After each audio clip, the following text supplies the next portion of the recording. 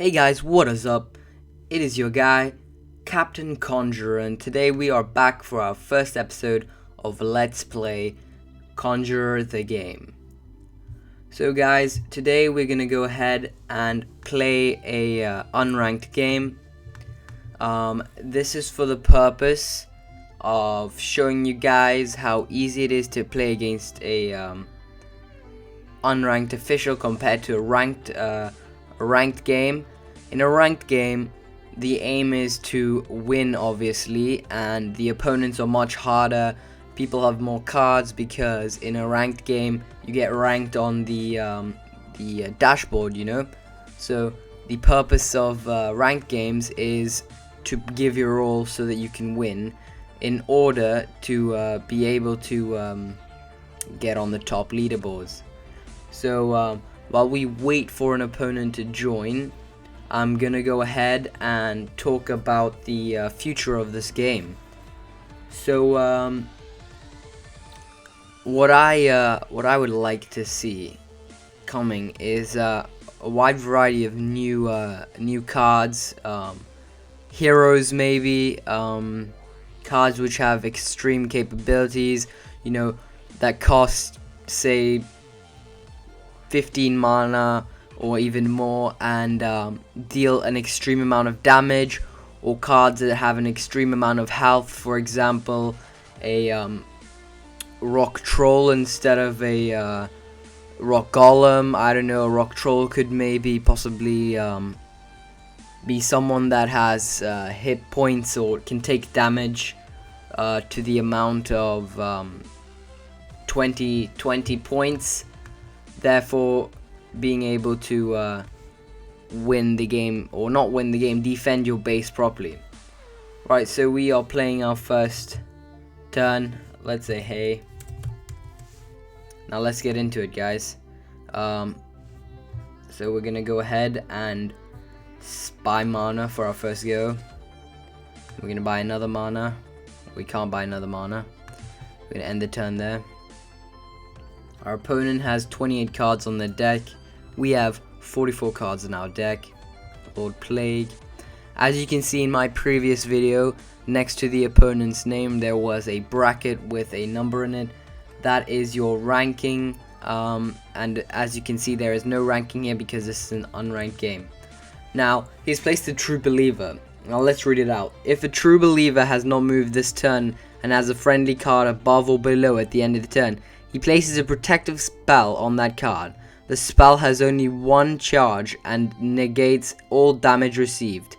If a card attacks with this shield, it cannot receive another shield this turn from the True Believer.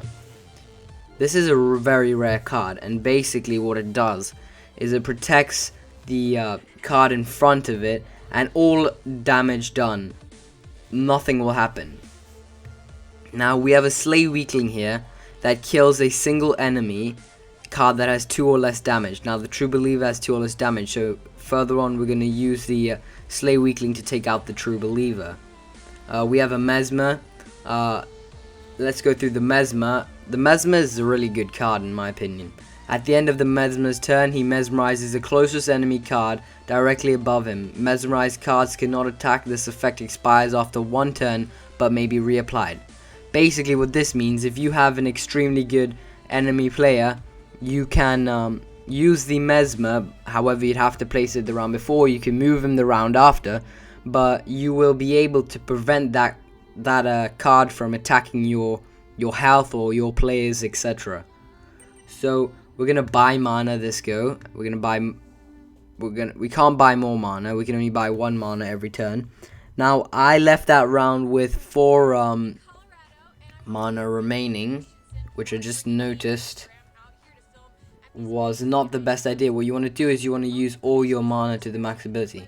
Now this card is the True Believer is now working, so his Gorthog is protected by a shield that reduces all incoming damage to 0. Expires after 1 use.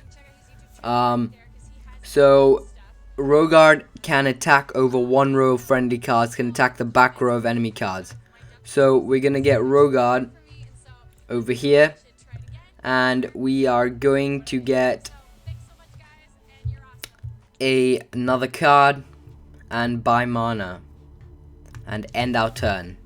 So as you can see, guys, we have 6 mana on Captain Conjuror, and Lord Plague still has 4 mana, which means he cannot get a Rock Golem.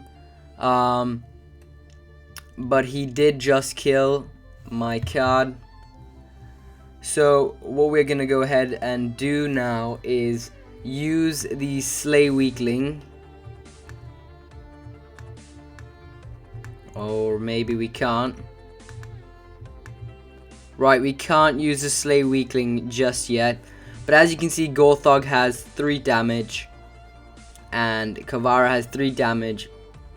Berserker has 3 health, so he would be killed. We're going to go ahead and place a Rock Golem in front of the Gorthog. And a Mesmer. We're going to keep the Mesmer. And we are going to protect.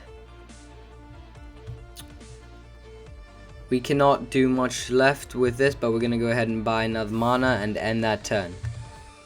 So as we're going, we are on turn 5 around about now. And as you can see, he just moved his Gorthog to the left. Kavara is a common card, but Paladin Kaila is not a common card. Let's check what she does. At the start of your turn, Paladin Kaila gives +1 life to adjacent cards. Card is asleep, so what we're gonna want to do now is take out the True Believer with the Slay Weakling. Now we're gonna take out the Mesmer. The Mesmer is being taken out. The Rock Golem can be moved, but cannot be attacked this turn. So Bryn, what is a Bryn? Let's find out what a Bryn is. We're gonna get our Bryn behind our Rock Golem. Bryn will be playing next round because we cannot see what's happening. But as you can see above here, your Slay Weakling strikes your enemy's Mesmer. Now we are going to get a Mesmer in front of the Gorthog, because we do not want the Gorthog to be played, and we do not have any mana left, so we're going to carry on. Now guys, I have 22 health and he has 25 health, which means he is at this very moment winning, or in first place if you may say, not winning. Now Rogard is not a very good card in my opinion. Can attack over 1 row of friendly cards, can attack the back row of enemy cards, as long as only attacks over 1 other card, which means the Rogard can only be placed in the back row, which is why I don't really like the Rogard. Guys, I am on 19 health now. We're gonna get the Rock Golem, who is still mesmerized because the Mesmer, so the Gorthog is gonna be mesmerized, however the Rogard can attack the Mesmer. Let's get the Shreg in here, and we are going to get a Forest Gnoll and a Foot Soldier and end the turn. Now let's see what Lord Plague has got to do. He has quite a few good cards, quite a few rare cards. True Believer and Paladin Kaila, I do not have them. I have the Mesmer, however. I'll be getting the True Believer and Paladin Kaila soon. Do not worry.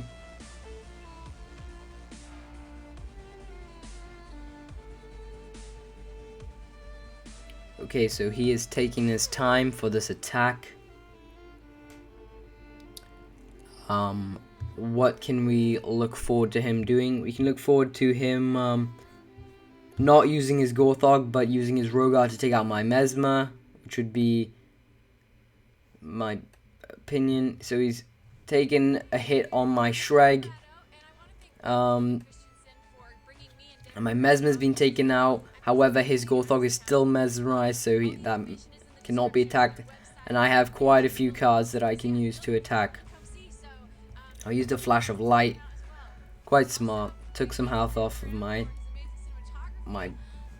troops, if you may. But guys, we're just getting to know the game at the moment. I am Captain Conjuror, and we will be better as the Let's Play continues. So the rock golem, as you can see, can't attack anyone. The forest gnoll can attack the poison genotype, or the Gorthog, or the mesmer. What we're going to go ahead and do is attack the mesmer, and Bryn is going to be moved here. We are going to get a berserker behind the rock golem, which is pointless what I just did. So we're going to move the rock golem to the left, and we are going to get a mutant rat out here and end that turn. Now the reason why I said that was pointless is because if you place a berserker behind the rock golem, the berserker cannot attack, unlike the Rogard. It's all about strategy, guys. Strategy is everything.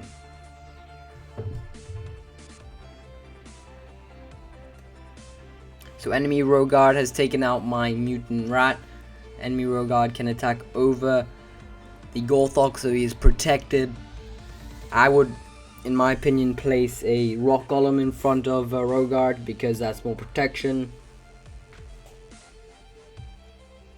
Now he has 4 mana left and still has 22 cards. I might need to draw a card. Rightio, guys. He's placed down an Idira. When played, Idira beats the drums of war, awakening adjacent cards. Idira is unable to awaken cards that were placed into battle. Only the Idira may awaken cards per turn. So he's shot me down to 11 life remaining. We're gonna go ahead and take out his Gorthog with our Berserker, and then use the rock golem to take out the Rogard. We're gonna place down a Gorthog, a Kavara, buy mana, and end the turn.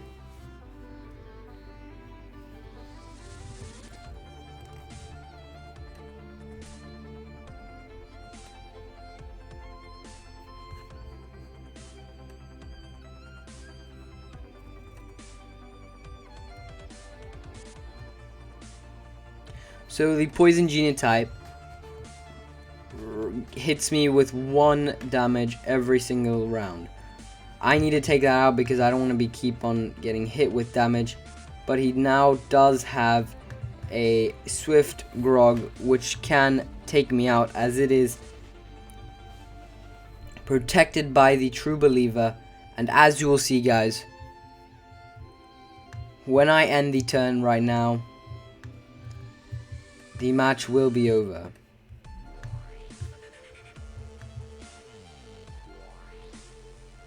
Let's go ahead and see what he does. My best guess is he is going to attack my 5 points using his Forest Gnoll. Swift Grog, maybe. Let's wait and see.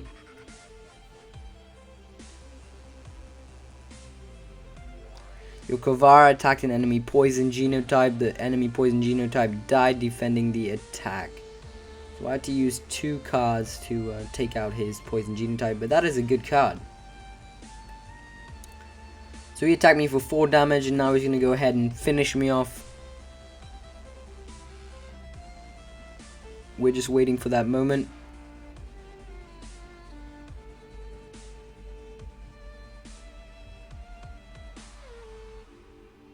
I guess he likes to take his time in defeating the opponent. There we go, guys. We have been defeated, and we will return in the next Let's Play. Guys, enjoy the game. Leave some comments below. Like, subscribe if you enjoyed how I lost. We will get better as we go on. It's all about strategy. We'll learn the strategy, and I will share my strategy with you guys.